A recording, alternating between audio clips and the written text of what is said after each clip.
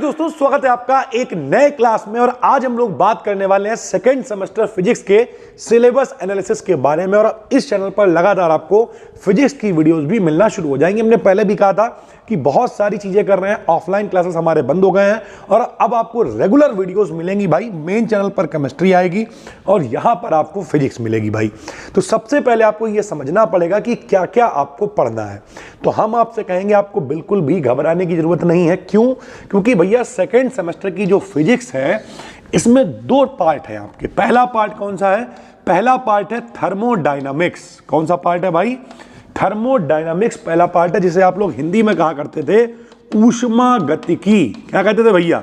ऊष्मागतिकी कहते थे, जिसमें आप ऊष्मागतिकी का प्रथम नियम 9th क्लास से पढ़ते चले आ रहे हो। ठीक, ऊष्मागतिकी का द्वितीय नियम, तृतीय नियम, शून्य नियम, एंट्रोपी क्या है, एंथैल्पी क्या है, कार्नोट इंजन क्या है, ये सब आपने 11th क्लास में पढ़ा। रुद्धोष प्रक्रम क्या है, समतापी प्रक्रम क्या है, बायल के नियम क्या है, चार्ल्स के नियम क्या है, ये सब आपने पढ़ा हुआ है। और दूसरा, तो पहला पार्ट तो थर्मोडायनामिक्स हो गया। दूसरा पार्ट है मेरे भाई इलेक्ट्रॉनिक्स। क्या है? इलेक्ट्रॉनिक्स। ये भी आपने पढ़ा हुआ है 12th क्लास। जब आप जाते जाते पढ़ा होगा तो लास्ट यूनिट आपने पढ़ी होगी, जिसमें अर्धचालक पढ़े होंगे, एन टाइप अर्धचालक, पी टाइप अर्धचालक, पीएन संधि डायोड। अगर आप पुराने वाले बच्चे होते तो ट्रांजिस्टर भी आपने पढ़ा होता, पीएनपी ट्रांजिस्टर, एनपीएन ट्रांजिस्टर। लेकिन आप कोरोना के बाद वाले बच्चे हो तो आपने शायद ट्रांजिस्टर के बारे में नहीं सुना होगा भाई। ठीक, तो यहां पर आपको ट्रांजिस्टर के बारे में भी पढ़ना है। तो टोटल भैया हर बार की तरह 8 यूनिट है। एक एक करके आपको बताते हैं क्या क्या यूनिट है, किस किस तरीके से आपको पढ़ाई करनी है। अगर आपके पेपर, कल हमने एक पोल भी डाला था तो लगभग 80% लोग कह रहे थे पेपर ऑब्जेक्टिव है। तो यहां पर पूरी ऑब्जेक्टिव सीरीज हम पढ़ाएंगे। डिस्क्रिप्टिव भी हमने पढ़ा रखा है, यूट्यूब पे आप ढूंढ के पढ़ सकते हो, पढ़ लो। वरना सेमेस्टर मास्टरी कोर्स लॉन्च कर दिया, वहां पे डिस्क्रिप्टिव ऑब्जेक्टिव सब कुछ पढ़ाएंगे।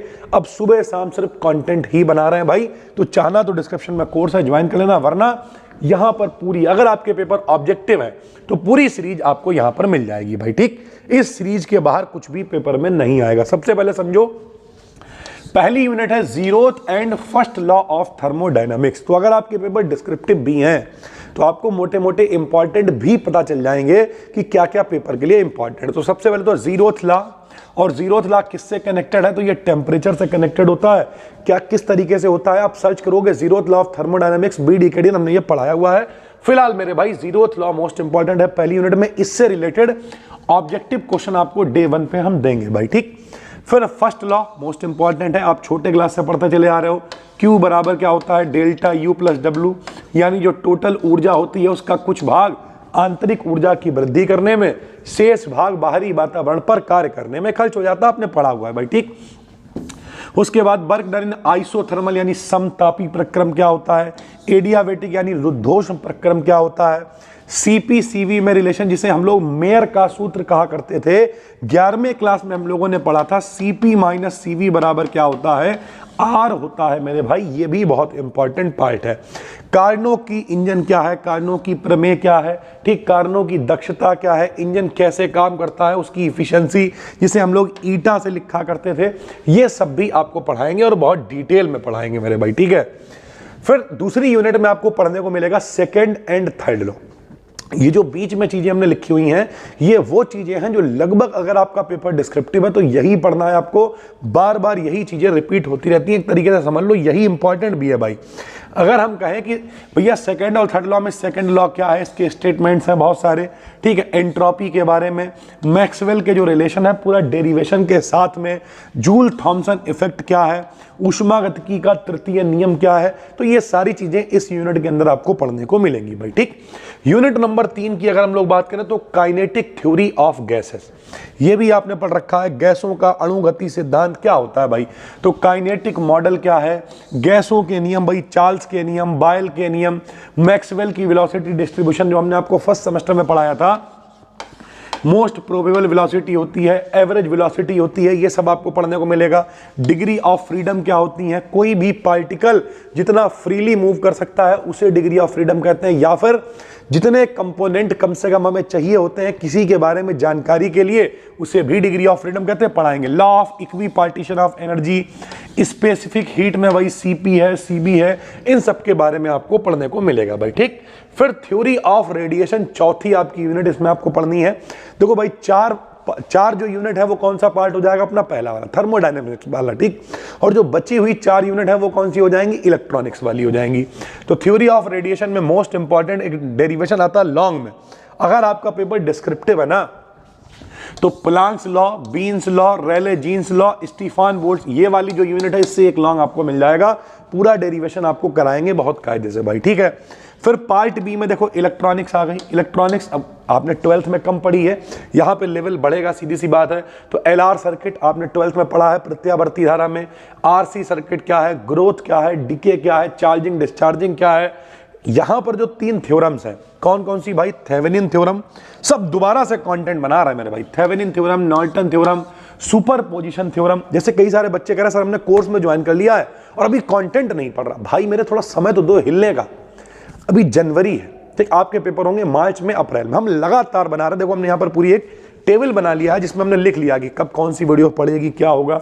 और पूरा अभी ऑफलाइन बंद है, तो आने वाले 2-3 महीने में सिर्फ कंटेंट ही बनाना है। मेरी प्रबल इच्छा है अंदर से कि जो मेरे कोर्स में पुरानी वीडियोस है वो तो हैं ही, लेकिन हम वहां पर भी नए नए, ये सारा क्योंकि हमें मालूम है। अब देखो पढ़ाते हम पहले भी अच्छा थे, कुछ लोग कहेंगे अपनी ही तारीफ कर रहा हूं, लेकिन अब मेरे पास बात करने का तरीका, कैमरे पे बोलने का तरीका और अच्छा हो गया है। तो हम चाहते हैं दोबारा से ये सारी वीडियोस को रिकॉर्ड करें। तो बिल्कुल भी घबराओ नहीं, सब कुछ दोबारा से बनाएंगे नए तजुर्बे के साथ, नए कॉन्फिडेंस के साथ। तो थेवेनिन्स, नॉर्टन्स और सुपरपोजिशन में से एक थ्योरम लॉन्ग में आ ही जाएगी। बाकी एसी ब्रिजेस में मैक्सवेल ब्रिज है, एंडरसन ब्रिज है, ये सारे ब्रिज आपको पढ़ाएंगे भाई, ठीक। सेमी कंडक्टर्स एंड डायोड, ये आपने पढ़ रखा है। PN junction diode most important है, इससे लॉन्ग बन जाएगा। जेनर डायोड हो गया, लाइट एमिटिंग डायोड यानी एलईडी हो गई, फोटो डायोड हो गया, फिर रेक्टिफायर हो गया। पीएन संधि डायोड ही रेक्टिफायर के रूप में इस्तेमाल करते हैं, जिसे आपने पढ़ा होगा दिष्टकारी, अर्ध तरंग दिष्टकारी, half wave rectifier, full wave rectifier. आपने अर्ध तरंग दिष्टकारी और पूर्ण तरंग दिष्टकारी पढ़ा होगा 12th में। यहां पर हम आपको ब्रिज रेक्टिफायर भी पढ़ाएंगे जिसमें 4 पीएन जंक्शन डायोड लगाए जाएंगे। रिपेल फैक्टर बहुत इंपॉर्टेंट है, इसकी इफिशिएंसी हो गई। वोल्टेज रेगुलेटर के रूप में भी जेनर डायोड को इस्तेमाल किया जाता है, तो ये भी हम आपको पढ़ाएंगे भाई, ठीक है। फिर ट्रांजिस्टर के बारे में आपको पढ़ने को मिलेगा। अगर आप पुराने बच्चे होते तो आपने ट्रांजिस्टर पढ़ा होता, नए बच्चे हो तो पीएनपी ट्रांजिस्टर, एनपीएन ट्रांजिस्टर, फिर common base, common ammeter, common collector components, ये जितने भी होते हैं ये सब पढ़ने को मिलेंगे। इनके ग्राफ बनाएंगे हम लोग, बी और आई के बीच जो कैरेक्टरिस्टिक्स होते हैं, जो ग्राफ होते हैं, इनके जो गेन होते हैं, वोल्टेज गेन है, करंट गेन है, पावर गेन है, लोड लाइन में डीसी लोड लाइन है, एसी लोड लाइन है, क्यू पॉइंट है, ठीक है, कॉमन एमीटर एम्पलीफायर है, ये सब आपको इसमें पढ़ने को मिलेगा मेरे भाई, ठीक है। उसके अलावा इलेक्ट्रिक इंस्ट्रूमेंटेशन की बात करें तो मल्टीमीटर लॉन्ग में आता है, मोस्ट इंपॉर्टेंट है। सीआरओ लॉन्ग की जुगाड़ है, इसके एप्लीकेशंस हो गए, वेव फॉर्म एनालिसिस हो गई।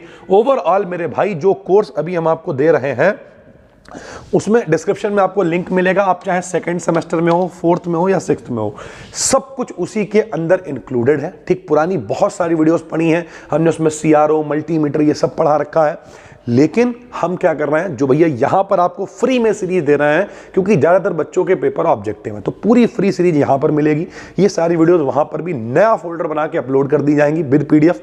साथ ही साथ ये जितना कंटेंट है, जो इंपॉर्टेंट लॉन्ग में आता है डिस्क्रिप्टिव, इसे दोबारा से भी पढ़ाएंगे। हालांकि मल्टीमीटर ये सब रिकॉर्डेड है, वहां पर पढ़ा हुआ है। Physics, chemistry, zoology, botany, math, सब कुछ आपको इस एक ही बैच के अंदर मिल जाएगा, फोल्डर बना बना के। और आने वाले 1-8-1.5 महीने के अंदर अधिक से अधिक कंटेंट अपलोड करने का प्रयास है भाई, ठीक है। तो जितने भी लोग अगर इंटरेस्टेड हो भाई, तो डिस्क्रिप्शन में लिंक है, क्लिक करके आ जाना।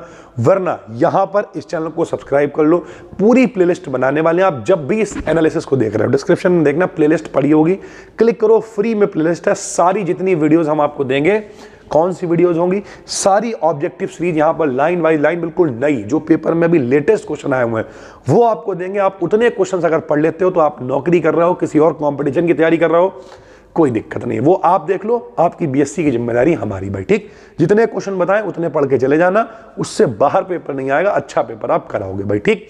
डिस्क्रिप्शन में एक फ्री टेलीग्राम चैनल का लिंक डालना है, उसे क्लिक करके जरूर ज्वाइन कर लो, क्योंकि जो भी वीडियोज आएंगी सब वहां पर शेयर कर दी जाएंगी। थैंक यू भाई, धन्यवाद।